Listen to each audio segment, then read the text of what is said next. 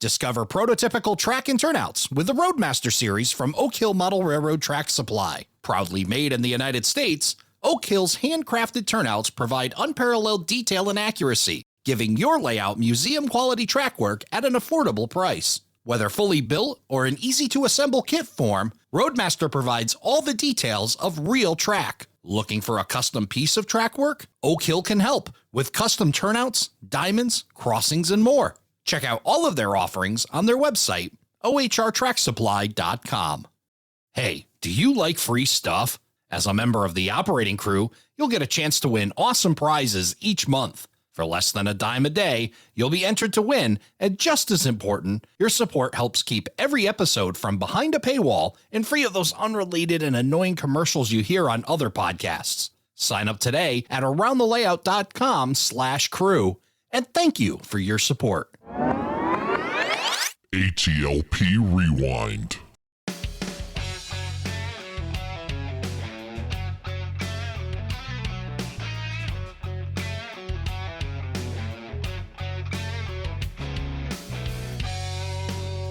Hello, everybody, and welcome to Around the Layout, where model railroaders come to tell their story. My name is Ray Arnott. So glad you could join us.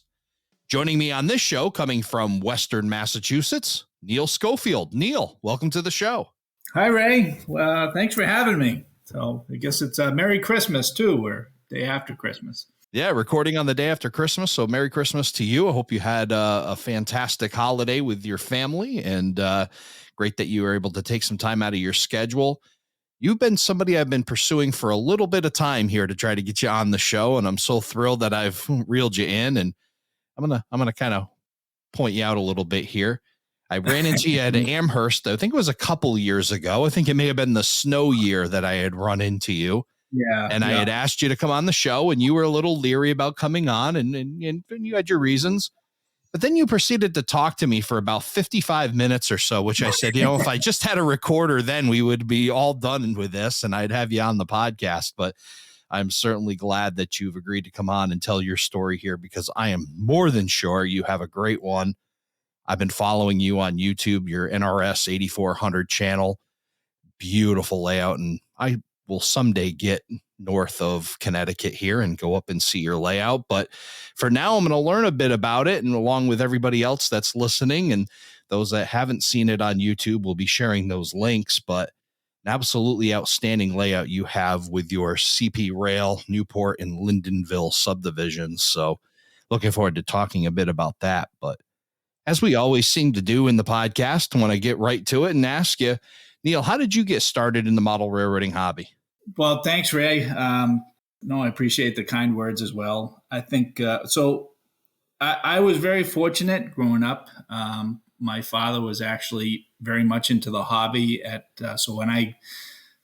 My earliest memories from about 7 years old were off with him rail fanning, or I grew up with a layout in the basement. He had his own layout. It was a good size layout at about 24 by 32 foot basement filled with a steam era layout. So I was very fortunate to grow up with a layout that he had.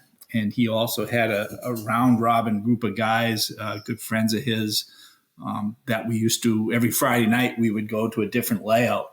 And so from, like I said, from the time I was about 7 years old until I was probably 14 and I had a few other interests, Friday nights I would spend with Dad and a lot of good friends.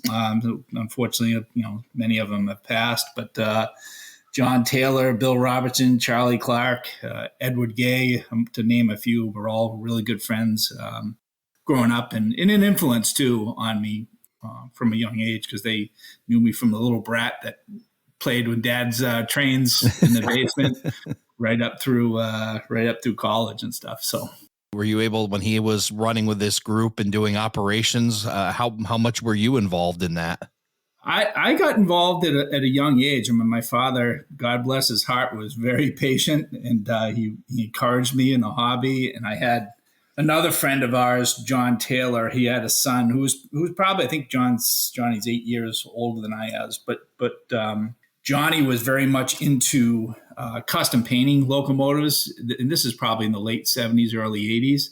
So he was a very big influence on me early on in terms of getting into custom painting and detailing locomotives. At the time, it was Boston, Maine.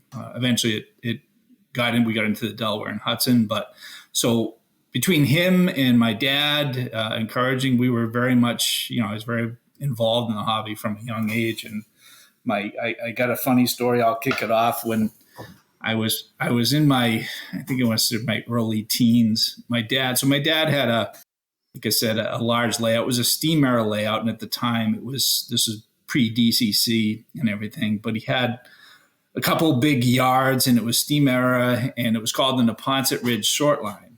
And he had a bunch of steam engines, and he had some diesels and stuff. And one of my favorite things to do as a kid was to basically take over his layout. So by the time I was about 12 years old, I had started custom painting, I think, Atherton Blue Box, B&M Jeep 9s, and Central Vermont GP9s. So I had a couple of friends of mine who used to come over, and I would take all the steam engines and 40-foot boxcars off and put on the diesels and the CV. And he had two major yards. One I'd set up as like White River Junction. The other I set up as Brattleboro. And we would operate the layout. My dad would come home, and he had a lot of patience to accept it. He never complained when I was taking over his layout. He just, like I said, he really encouraged it from a young age. So I was very fortunate for that. That little brat brought the transition era right to his steam layout with all those details.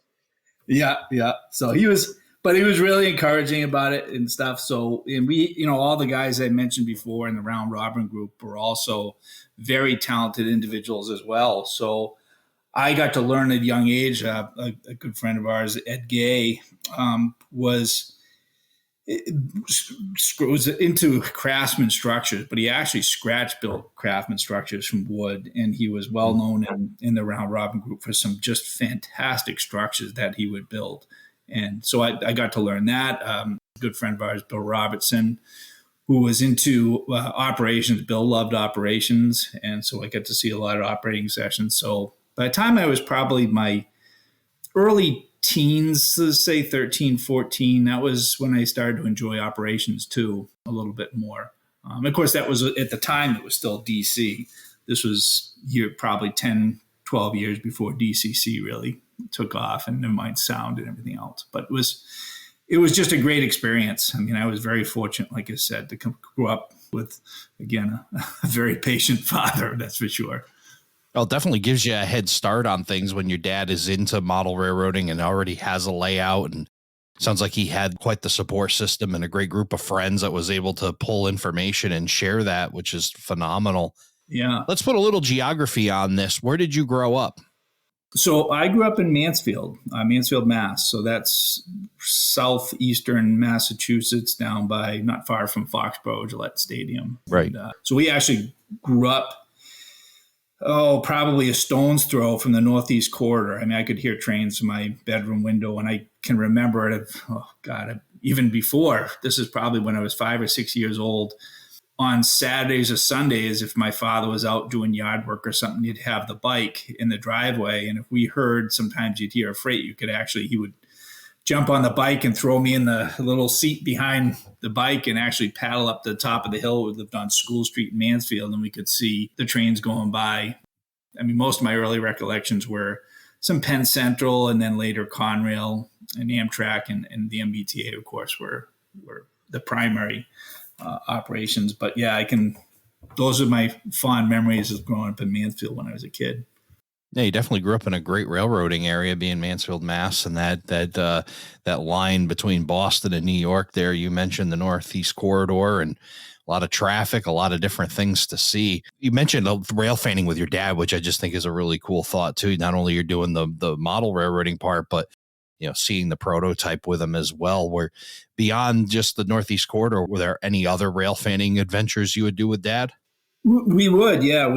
Every Memorial Day, we used to do a trip with the same round robin group of guys, and we would go to various places throughout the Northeast. And I think one of the areas that we hit quite a few times was down the Cumberland, Maryland area. And there was people are familiar with that. Remember the Holiday Inn? So I can remember going down there. I was probably, 10 or 11 years old. And we used to stay in the Holiday Room, and I think it was the 7th floor trackside. and you used to just sit up there, and you could overlook the Cumberland train station, and you were at I guess that would be the west end of Cumberland Yard. So all the westbounds used to come up, and they would stop just in front of the station to wait for helpers or crew changes, and just fond memories of going down there. We would go down there. I think we probably went down there 5 or 6 times over the course of a 10-year period when I was growing up. So we did the Cumberland, Maryland area. We did Cass Scenic. We actually did a trip when I was in high school. We actually went up to Montreal, and that was the first time I think I had just gotten my license actually. And we got to get to drive in Canada of all places. But on the way back to the States, we actually came down through Newport, Vermont. So that was, of course, that was 88, 89 after the era of modeling. But it was the first time I actually got the chance to see operations in Newport, Vermont. And they were still running decent-sized trains. So I have fond memories of my dad and I. We drove into Newport Yard and Newport, Vermont, and there was a train just leaving. So we zipped around, and we ended up getting a train coming through right by what was called Quebec Central Junction at the time. And that was a fond memory too. And that was certainly an inspirational one for later on as well. Wow. So this wasn't just casual rail fanning. This was some pretty serious stuff. I mean, trips from Maryland all the way up to Montreal, Quebec, and places in between. You guys were really into this whole thing together, which is just, again, to me, and I keep tickling this, but when I hear the father-son relationships, it's just pretty amazing to me how tight knit it is through model railroading and even the prototype. Yeah, for sure. It's just a great way to spend the hobby and have an interest together. And it's certainly the type of hobby that extends, well past your teens. Obviously, my dad was just here yesterday for Christmas. So it's great, to still share that hobby for sure. Absolutely. And your dad's still active in model railroading. In fact, I saw him at the New England Model Train Expo with a hub put on, and I saw him there, and I've seen him all around the place. He's still very active in the model railroading scene. Yeah. He's been a member of I think he's one of the founding members of the Province Model Railroad Club. So he's over there every Saturday, holding court, so to speak.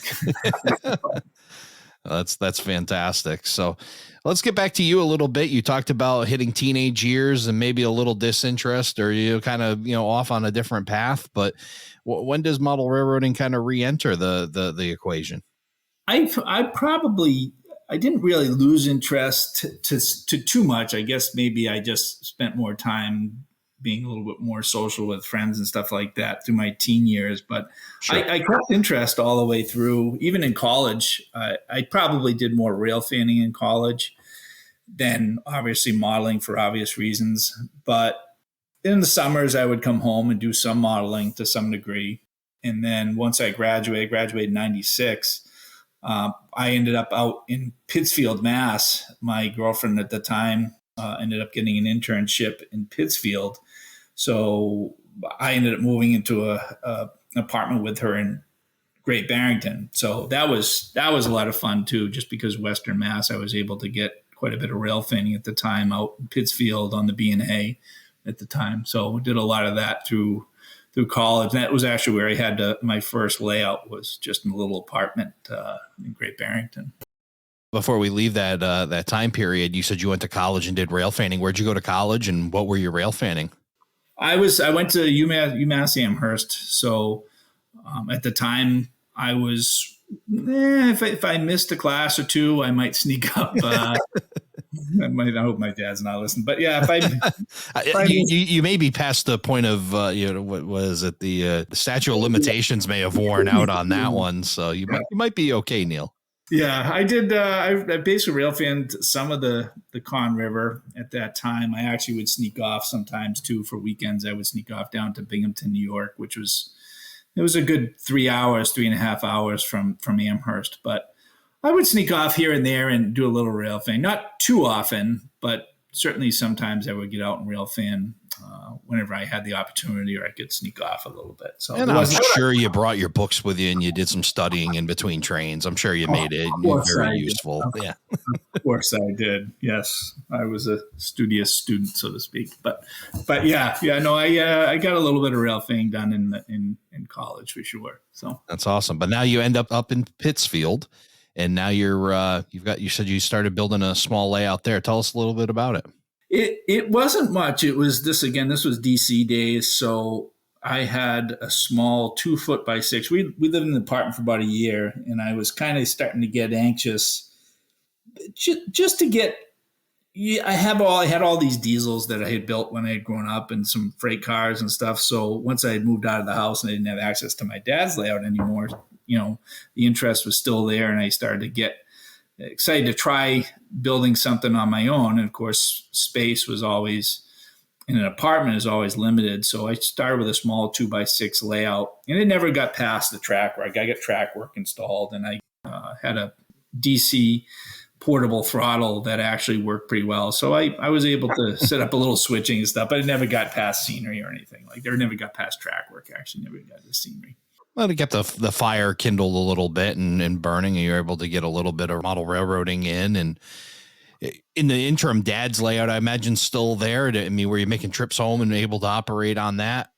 I was, yeah. Occasionally, I was able to get home and do a little operation there. But I think too that was into the late '90s. At that point, the Providence Model Railroad Club had started up, so I was a member even when I was in Western Mass.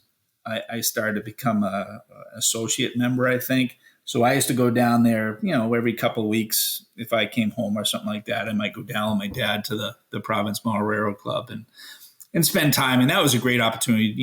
Railroad clubs are great like that you can actually bring equipment down and run trains and get exposed to exposed to a lot of good modeling. And at the time too, DCC was taking off, and that was a lot of great exposure in terms of learning about DCC and how it worked and stuff too. Yeah. So your dad's starting, it was the Providence Northern Model Railroad Club. And then you mentioned that he already had a pretty good group of friends. And then the club, did a lot of those come with him to the club to help start that? Some of them did. Yeah. There were certainly a couple guys that were part of the founding members of the club. Some didn't. I mean, clubs are really great for getting exposed, especially if you don't have your own layout. But I think we all know clubs come with politics too. Yep. And there was a lot of politics with it, good or bad. I mean, my dad could. My dad was in construction, so he was a project manager in construction, so he could be a little vocal. Is the way I'd put it lightly. But he just wanted to have everybody enjoy the club. So, but there was a lot of politics, I think, so that might have discouraged some people. But I think the majority of people just wanted to go there and just run trains, which was the great part of the club for sure. That's one thing we do talk about quite a bit on the podcast, and those that are looking to get a start or get a taste of it, a club is a great environment for that. And it's certainly a great social aspect as well to start meeting people. I met my mentor in a model railroad club, and, it sounds like you had quite a few great guys in that club as well. And it's just great to meet people, learn things. There's a lot of great takeaways from being a member of a club. Yeah, absolutely. Especially like I said, at the time, DCC was just kicking off. So everything from decoder installations to learning about installing a tortoise switch machine, or how does a DCC system get installed? What's a booster? All those things I learned through a bunch of guys at the club, not just my dad, but a bunch of other guys. So that fueled a lot of energy too towards, okay, I'm starting to gain all this knowledge. I would actually like to put it towards my own personal layout too. It's a natural transition, I think, once you get in the club, and you eventually, we can talk about it, but I did get a house, and like every smart person, my wife went upstairs and I went downstairs to look at the basement. I think every real estate agent that must know who a model railroader is when they see the husband head for the basement and the wife heads to the kitchen and all the other rooms. Yeah. Yeah. So that was the club was a great aspect to kind of fuel those desires to get my own place too. As you learn so much, it's like, well, boy, I'd like to be able. I don't want to have to debate. Sometimes that's a nice thing about transitioning from a club layout to your own personal layout is you don't have to debate anybody. It's kind of you're in charge. That was something I did enjoy too. So. I'm a big fan of democracy, but it doesn't work in every situation. And sometimes these clubs, the democracy can be a little tough to try to get things figured out. And yeah, when you get your own and now you can make all the decisions, it's definitely it's good to be the king, as Mel Brooks once said. So Yep. and so you've got yourself. You mentioned that you purchase a home and you got yourself a decent basement. It sounds from your explorations while you're shopping. So tell me what the next step is in your progression of model railroading. Yeah, so we bought a house in Seekonk, and fortunate enough, I think there was. I'm trying to remember the dimensions of the room. There was a finished basement or finished room in the basement that was about 18 by 22, something like that. And it actually had the ability to widen one wall. So basically there was a large closet adjacent to the finished room. So when we moved into the house after a few months, I had my brother-in-law come over and my dad actually came over, and we actually took the wall and actually moved the wall 6 or 8 feet to make the room even bigger. And so we ended up with it was like a 24 by 26 foot room or something like that. I was able to start my own layout there. And it was, at the time, it was based on the CP rail in Vermont, loosely based on the CP rail in Vermont, but I had a little bit of modeler's license in there too. So you went from Pittsfield back over to the eastern side of Massachusetts. That must have been nice to be able to build a layout and have your dad kind of close at that time too. Yeah, it was definitely nice to be. There was a lot of reasons at the time. My wife at the time and myself, we both were from Eastern Mass. She was actually from Rhode Island, so Seaconk's kind of right on the Massachusetts-Rhode Island border. It was just nice to be closer to family too, both her family and my family. We at the time, my daughter was born in the house, so it was just nice to be a little bit closer to family and everything as the family started to grow. So it was definitely good. Yeah. And then of course, having you building this layout, I'm sure dad was over there and, giving you a hand and kind of cheering you along as you were building this layout in the basement. Oh yeah. Yeah. He's my big proponent and was always happy to share photos and stuff of, I'd take a picture and then he'd take a picture and share it with all his friends. I used to joke he was my publicist though. But yeah, so it was really good. It was nice to have a place to actually start running trains and start to have operating sessions and things too. So you mentioned the layout was based on CP rail, and obviously you talk about being from Eastern Mass and spending some time in Western Mass and stuff, and that rail fanning trip that you did to Montreal and your trip back must have laid a big impression on you, because CP rail doesn't really run in this area. So so tell us why CP rail, how that all developed for you. Yeah, so probably some of my earliest recollections, getting back to my dad's layout and kind of mentioned taking over his layout, but there was some really interesting articles back when I was probably about 9 or 10 years old in the early 80s on the Conn River lines. I think Ben Bachman had done it in the Trains magazine, and it was just it was actually a multi-part article that talked about Central Vermont, CP Rail, and Boston, Maine operations on the Conn River line, which is essentially a line that runs from Springfield, Mass, up to White River Junction and then splits. One line goes north to the CP Rail at Newport, and the other line goes to Central Vermont, goes to St. Albans. But that was really an influential article.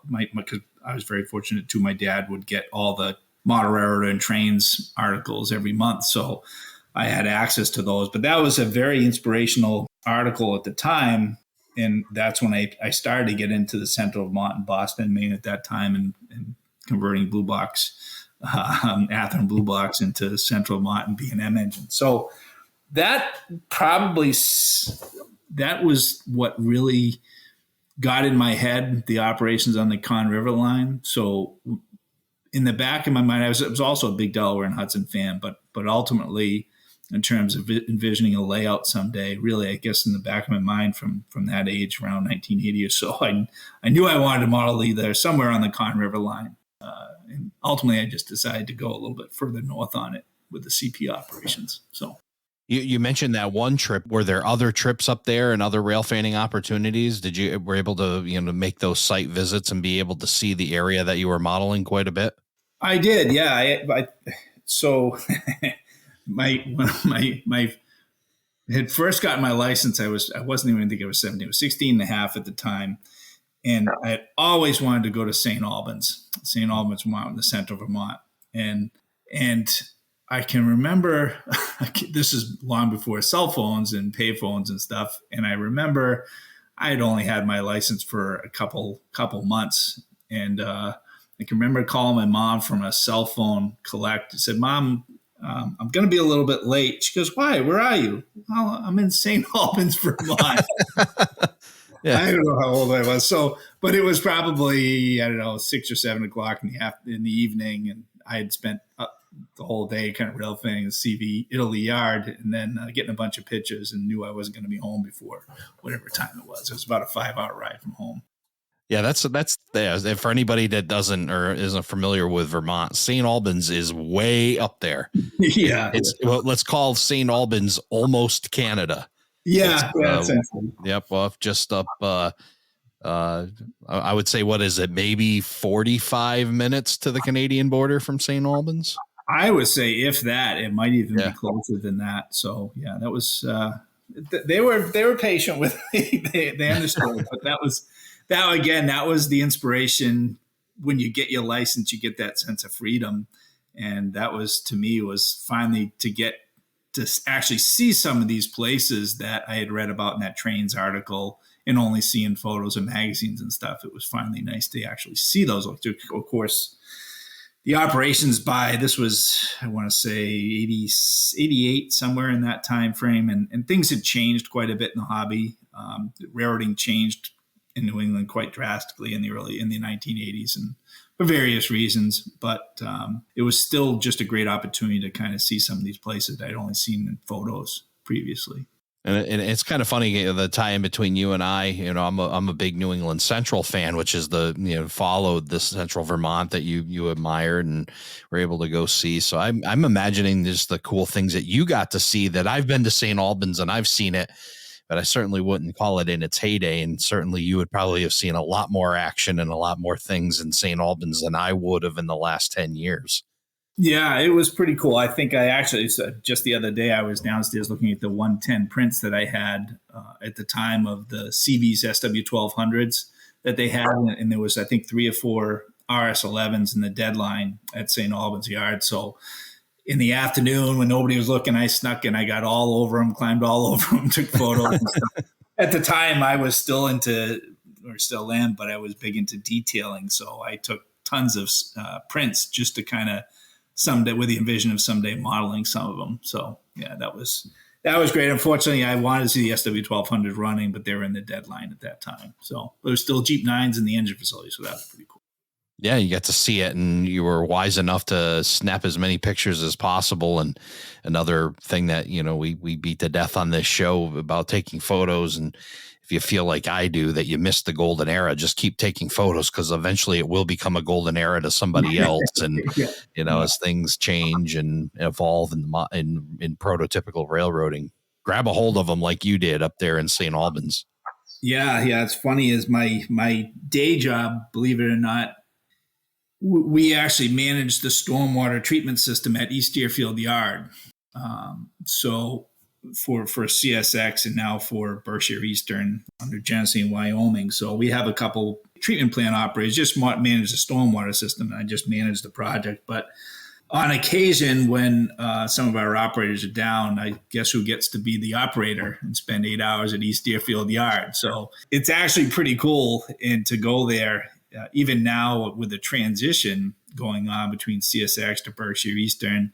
I mean, we actually have to manage a couple of the stormwater systems right at the engine terminal. So I actually get to walk right up to the engine terminal and walk around. But it's just amazing having, I think the first time I went to East Deerfield, where I was probably 9 years old, and it was all B&M at the time.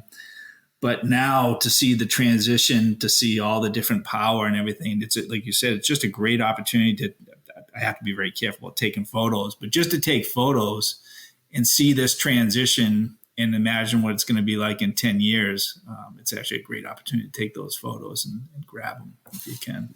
Yeah, that's a yard that's, evolving as much as the railroad is, and, different buildings. But it's also fun to go to East Deerfield, Mass. That's another great yard if anybody's looking to rail fan and be around, because there's a lot of cool ghost railroad opportunities. You can still see where a lot of structures were, and it's a neat place to be for sure.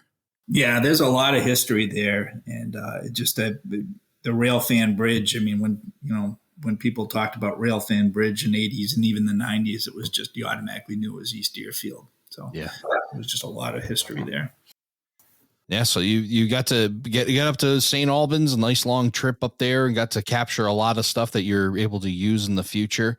But that's your involvement in CP and your passion for it, and was all gathered by that rail fan trip and some site visits. And so tell us what you start modeling as your first layout.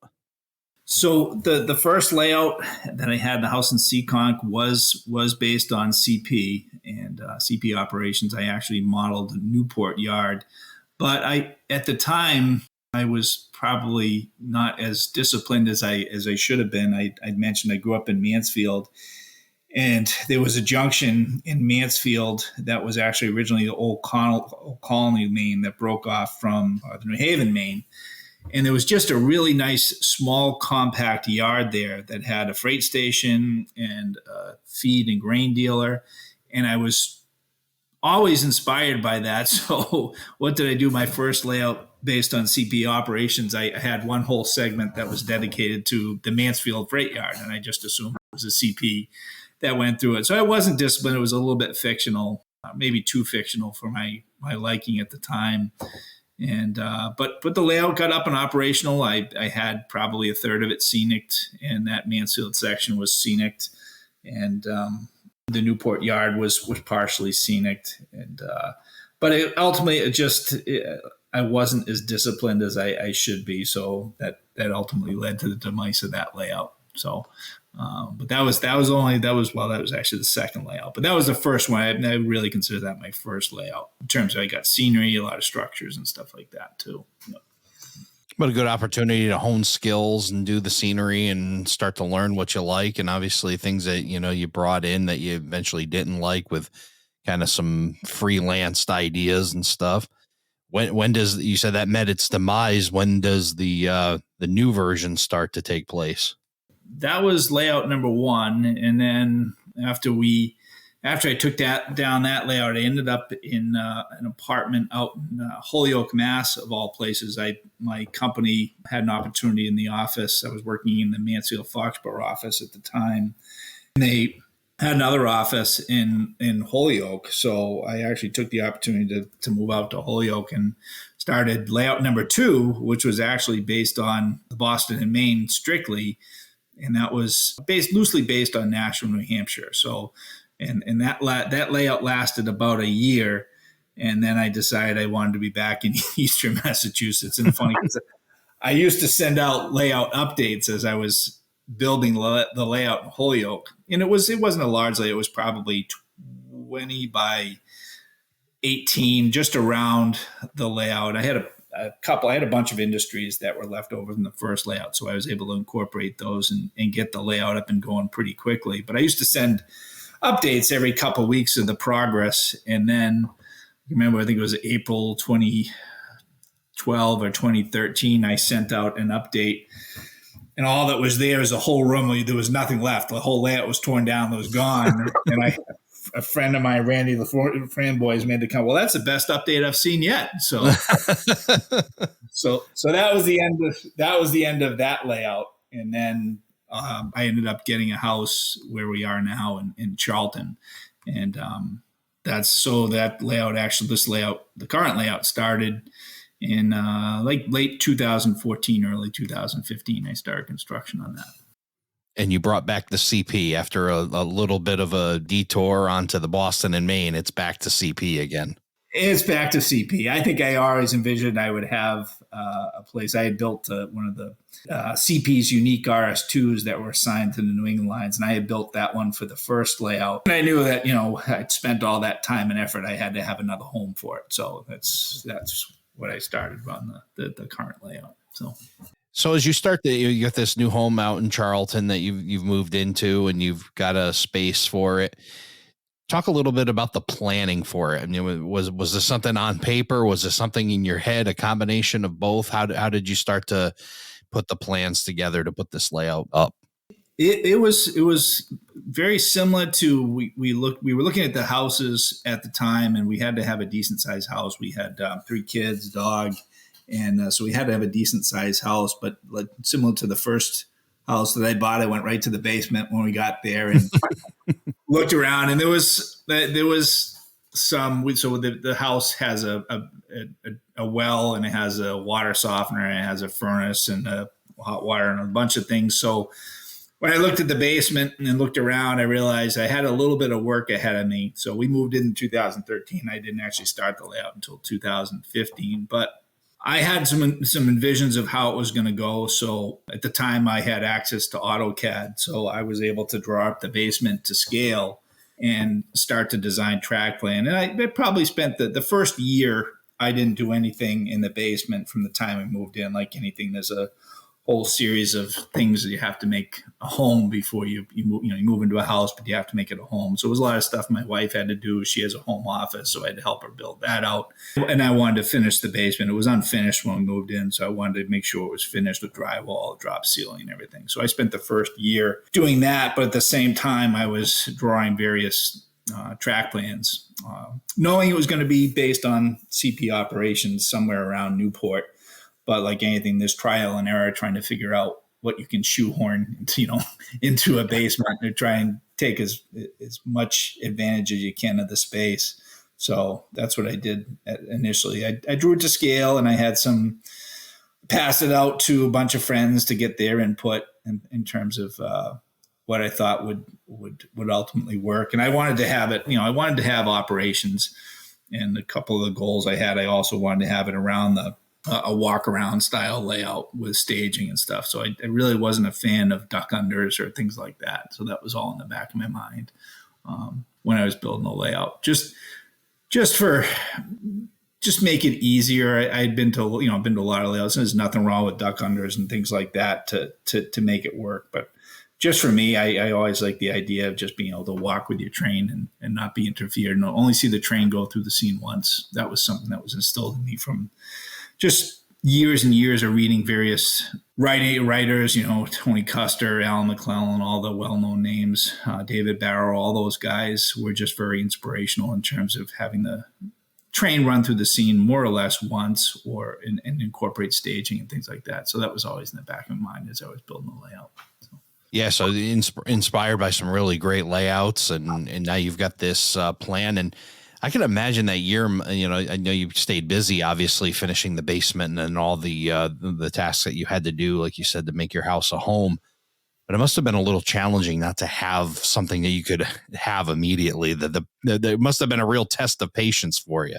It was. I used the time wisely, I guess. I was still building plenty of models. I was building structures at the time that I knew I would use, and certainly building motive power and other things. But I just knew from some of the previous layouts that I had that how important to me anyway is that having a finished basement was, and just one of the layout that I had in Holyoke didn't have a finished basement, and it just, there was a lot of dust down there, and I knew just from operationally wise, it was a constant battle trying to clean track and things like that. So anything I could do ahead of time for this layout to minimize that. And even now I still have a lot of problems with dirty track and stuff, but anything I could do to minimize that with a drop ceiling and ultimately getting painting the floor and things like that just go a long way towards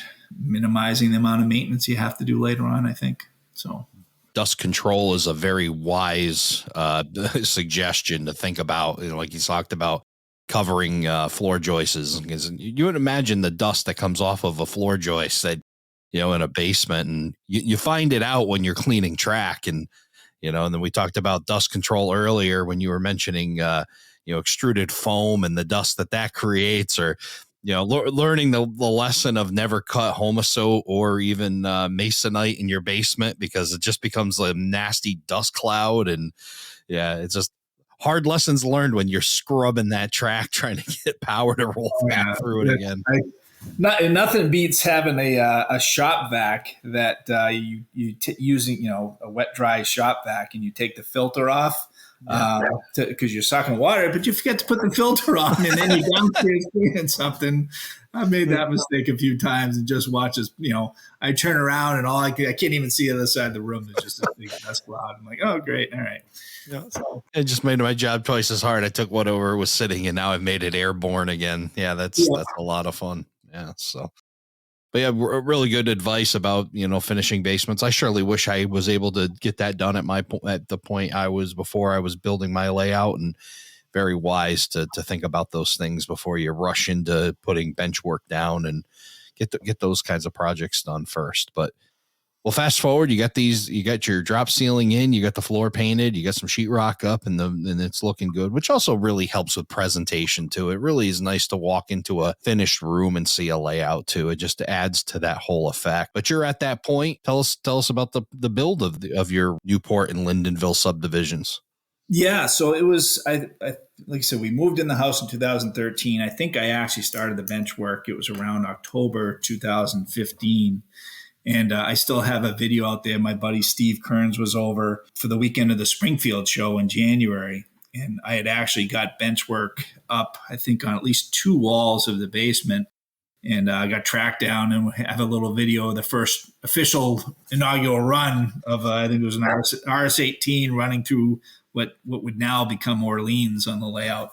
So we have a little video of that first train, and then work progressed pretty quickly. But one thing I did too that was, I'm very glad that I did, was so the layout's about 28 by 32, and I had finished the majority of the basement, probably 3/4 of the basement, but there was a quarter of the basement that I didn't get to. So the layout actually started basically just around the layout, around the room, around the walls.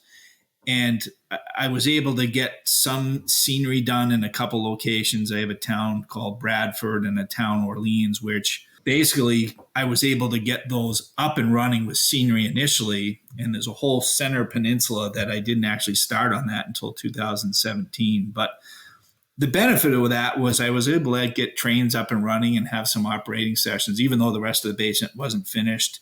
And I could, like you say, I was anxious to get started, but this gave me the opportunity to get trains up and running and kind of all those juices and to flowing creative juices to get something going in scenery. And that was something I'm glad that I did initially. Yeah, got the flywheel turning, and then of course rewarding to be able to get some trains running on it. And even though it's not completed, at least it gives you some form of feel of accomplishment and some satisfaction to be able to at least do some operations on that layout. Yeah, especially I think there was some pent up frustration. I had a lot of rolling stock, a lot of locomotives and stuff that I wanted to get out and get running. And so that was the layout started with basically just around the walls. And where my current Newport yard was or is now was actually just used that as a staging yard initially with 5 or 6 tracks. And then it went around the room, and I had a couple finished towns. But I was able to get, 3 or 4 guys over for operating sessions and get trains running and enjoy the layout, enjoy the hobby without kind of being bogged down with, 2 or 3 years worth of bench work and not be able to actually enjoy it. So that was good. And I'm glad I did that initially. It kind of, all that built up frustration and pent up energy was able to be expelled or expended and used up and get enjoyment out of the hobby a lot sooner than if I'd been stuck building benchwork for a couple of years. Yeah, it definitely helps with those small victories, right? Keeps you going, keeps like that get motivation going. Yeah. So why don't you tell us a bit about the purpose of your layout, the Newport and Lyndonville subdivisions, and what it fully represents in its current state? Building a layout, I'd always hoped to have operating sessions. I think a lot of people, when you build a layout, you actually want to have people come over and enjoy the layout. So that was always in the back of my mind when I built the layout, that I wanted to ultimately have operations. But also, a selfish side of me too, wanted to just be able to create some place that, again, not like a club where I could just make the decisions myself. But I think probably one of the aspects of the hobby that I really enjoy more than anything is just the photography side of things. So building this layout, I wanted to have the ability to do a lot of photographs. So to that end, I've created a lot of areas where it's just more or less rural running, and I can create that sense if anybody's been to Vermont, whether it's a CP or the CV or the B&M. There's just a lot of beautiful areas of Vermont, the scenery in itself. So having the ability to kind of recreate that in the basement is something I just aspired to, creating a lot of those scenes with backdrop photos, with scenery and stuff like that. So trying to recreate that and be able to photograph it and get generally realistic photographs was always something that drove me, in addition to the operations. And that's why with the operations, I wanted to have more of a walk around style. So for operators, they could come over and just walk with the train and just run through a scene, and stop and take photos if they wanted. That was always something that was important to me too. As you're starting to put this all together and you talk about the photography of it, so you want to create these scenes, and anybody that hasn't go to Neil's YouTube channel, NRS 8400, there's some beautiful videos that show these, the quintessential Vermont scenes that you've created are just absolutely amazing, and really do take you to that rural Vermont area. Just absolutely gorgeous. Talk about operations on there, and what would one expect, and what is the railroad doing on your layout?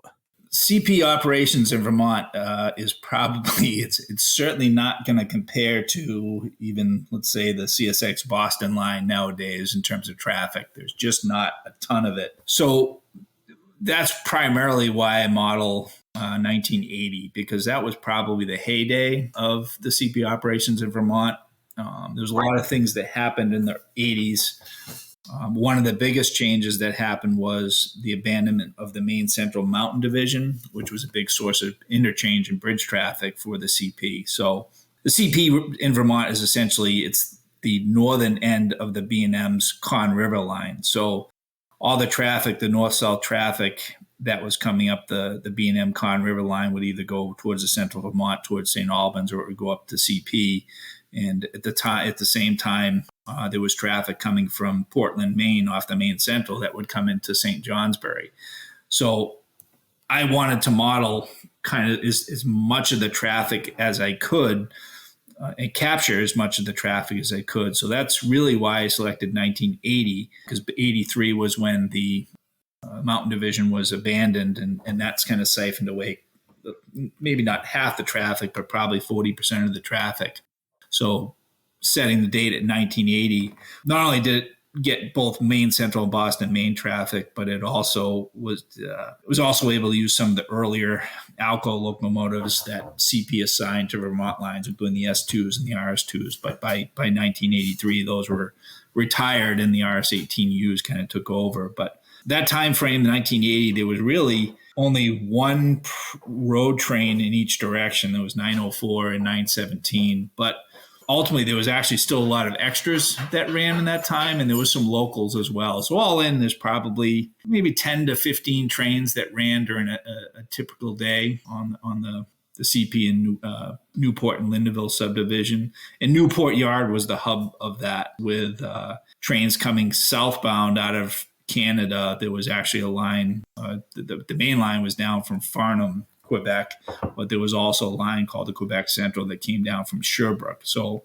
those combined at Newport, and you would get, quite a bit of extra traffic. And then there was southbound trains. One train would basically go straight to Springfield on the Boston Main, and then there was some other jobs that went to the Main Central at St. Johnsbury. And there was all the traffic patterns were always changing. Sometimes it was extras. Sometimes it was timetable trains that ran. Sometimes they didn't. I was actually very fortunate to get my hands on some Newport train registers for the time frame I'm modeling. And these were, talk about gold mine. These actually have the locomotive consists in them, the loads and empties, the time. Yeah. And that was just eye-opening, because one thing I found, in addition to the timetable trains, there was actually a lot of extras that ran. So that was very helpful in designing and modifying my operations to say I could almost run as many extras as I want for various reasons. So that helps with operations, I think, as you start to expand operations and things don't get stale. You get to have an extra run or something a little bit different. So every operating session doesn't feel like you're doing the same thing all the time. So, yeah, I think that's a really cool and important element. Boy, you've done some extensive research and learned a lot about their operations, and you were able to apply it to the layout. When it comes to scenery and the geographical areas that you're covering on the layout, in compression, we seemingly, it doesn't seem like most layouts end up being able to cover it all. What were some of the things you were like the must-haves for to be able to cover this? I definitely Newport Yard. I think there's two towns in particular. Newport Yard, which was the operational hub of the Newport or the CP's Vermont lines, but there was also a very large feed mill at Richford, Vermont, Blue Seal feed mill. It was just a massive complex, and I'm actually in the process of building it right now. And I was downstairs today, actually getting ready to do ground loop and scenery on the area as they start it. But those were the two primary towns. The Richford feed mill, primarily because it was the largest industry in CP's Vermont lines, and that had prototypically there was probably 40 or 50 cars a day that went in and out of that feed mill. So it had a dedicated switcher, and it had a road local that would actually sit off and pick up cars there and then ferry them to Newport. And at the time, in the 1980s, they still had a lot of 40-foot boxcars with bagged feed that would ship all through New England. So if anybody remembers back to the early 80s or 70s and 80s, and you see those CP 40-foot boxcars around New England, and there was a good chance they might have been coming out of Richford with bagged feed. So those two locations were definitely towns that I wanted to incorporate in the layout. But one thing I didn't want to do, for a variety of reasons, I didn't want to model some of the very larger towns, like on the Conner River line, like White River Junction or St. Johnsbury, which are just fantastic towns from a modeling standpoint. But from my standpoint, there's a lot of challenges that come with trying to model such a iconic location, let's say St. Johnsbury, just because of the amount of time it would take to build the structures. Some of the cities and stuff like that. That's one thing I tried to avoid. Really, I just knew the amount of time it takes to build structures, and I just didn't see myself having the time to build like the St. Johnsbury station or the ET and HKI building. If anybody's familiar with St. Johnsbury, it actually still exists. But those were like, you kind of have to choose your battles in terms of what you're going to model. And I would have loved to have modeled those. And I have a friend of mine, Jim Ranington, who's modeling that. That was also modeled at the Providence Club, Model Railroad Club. But I just couldn't see myself having that amount of time to just build all those iconic structures. And so I tried to focus, other than Richford and Newport, I tried to pick smaller towns, which is why I modeled Orleans, Vermont. It was a large Ethan Allen plant, but that seemed doable to me in terms of building the structure. And some of the other towns that I modeled were just much smaller and didn't take a lot of effort, or as much effort, to build as, say, like one of those larger towns like St. Johnsbury or White River Junction. Yeah, so you kind of knew you kind of figured out your why, and and then again, what your limitations were, and you built a layout that you basically was achievable for you, and what you knew you again had time for, and what you wanted to focus your energy on. And these scenes that are just, again, incredible. And I'm looking at even just the thumbnails of your videos, let alone watching them, just some gorgeous areas. And you've got this area, and I'm not sure exactly what it is. Maybe you can tell me here, where you've got like a small agway, and then you've got a general store, and how the road just kind of flows and then goes up a hill. And then you can see there's an overpass in the background. just absolutely gorgeous work you've done here, Neil. I appreciate that. And that's funny. So that's Bradford. And Bradford's actually one of the fictional layouts or towns on the layout. But that came about. So as I was, getting back to designing the track plan, I had about 3/4 of the track plan figured out, but there was one area of the basement that I just ended up with a space that could certainly handle a town, but it just didn't fit an actual location on the Conn River line that I could think of. But there was in Bradford, there was actually a large, and prototypical, Bradford's actually on the Boston and Maine, which is south of the CP line, south of Wells River. So the CP operations north of Wells River are owned by the CP, and south of Wells River it was the Boston and Maine. So this section, Bradford, that you're talking about is actually south of Wells River, and it's on the B&M. But knowing that I would have, run through trains anyways, Bradford was a good spot, and it actually had a very large Agway feed dealership there. And prototypically, there was that same Agway feed mill in Bradford, but the track layout's quite different than the prototype. In some of the structures that I used, that general store, and there was a feed and grain dealership, a wooden grain dealership that was actually left over from the Mansfield layout that I talked about earlier. Yeah. So I had this section of layout where I had some structures that were from previous layouts, and I was able to incorporate them into the town of Bradford. And it's actually worked out really well. I have a local that comes out of staging that comes in there with a B&M Jeep or switcher, and it's a good hour worth of fun just to come in there and switch out the Agway feed and the wooden grain facility. And it's fictional, but it's still has that Vermont character, I think, to some degree. So It was exactly what I was going to say to you. You may be freelanced, but it is authentic Vermont. It has that look. You've done right down to the road signs and everything else. It tells you Vermont, but you wouldn't even need to see that. You look at it and you know that it's that northern New England look, and absolutely outstanding scenes. No, I appreciate that. Yeah. What would you say is your favorite part of your layout?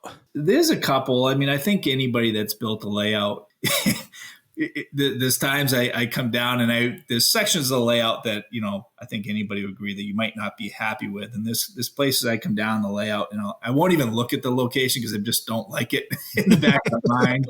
I'm like, I could have done that better. But there are some areas I'm pretty happy with. I think probably my favorite is there was a location called, there's a round barn at Barnett, Vermont, on the CP, which was just south of St. Johnsbury.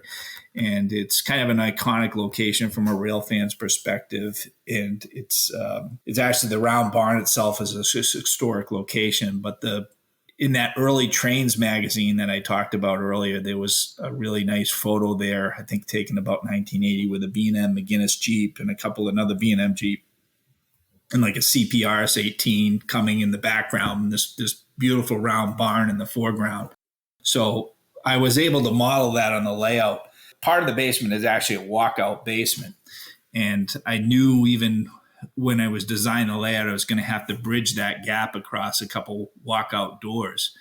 And in the back of my mind, I thought, well, geez, it's got to be about it's actually about 5 or 6 feet long. It's going to be 3 feet deep. And I had to come up with a way to bridge that. And I didn't want to necessarily do like a removable section. I wanted to be semi-permanent. So that's really how the scene at Barnett came to be, is I actually built it. It's about 6 feet long and about 2.5 feet deep. And I actually have it on coasters. So if I do have to take it out, I can pull it out, slide it into the aisle if eventually the hot water heater or something's going to go. So I knew I was going to have a means to get it out. So that's probably one of my favorite locations. There's nothing more than just the track in the background, but I have a nice photo backdrop there that I actually took at the real location. So the hillsides and stuff are the actual from the photo that I actually took there. So, and it was the round barn was a bit challenging to build too. I'm not the greatest. Everything I do with structures, Not the greatest at measuring, so I cover things with a lot of body putty to make it work. But also, because it's very complicated. It's round, it's got a pitch to it, and then there's a little steeple at the top. But I can remember trying to figure out how to do this round barn and make it all come together. And but ultimately, it came out halfway decent, so I was happy with it. So that's great. That's great. You mentioned your backdrops, and your layout is a lesson in how to blend backdrops for sure. And when you're looking at these videos, it's just amazing how much it looks like the layout's just continuing on and on and on. And you've done just a fantastic job with that and blending roads. Talk about your backdrops and, how are these photos that you acquired, or tell us about how that all came to be? And so the backdrops, I really can't take credit for them. A good friend of mine, Mike Conflone, had taken.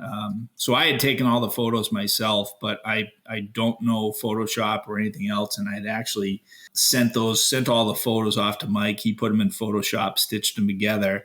And Mike's got an eye for color that I don't have an eye for color. Let's just say, wouldn't say I'm colorblind, but Mike has an amazing eye for color.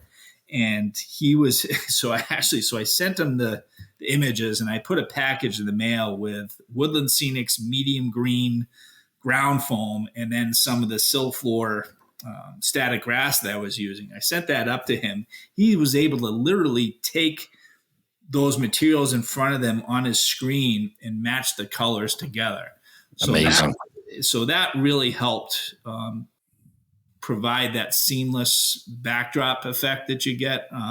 So Mike did a bunch of the backdrop, probably did half the backdrops for me on that. So I really got to give him credit for that.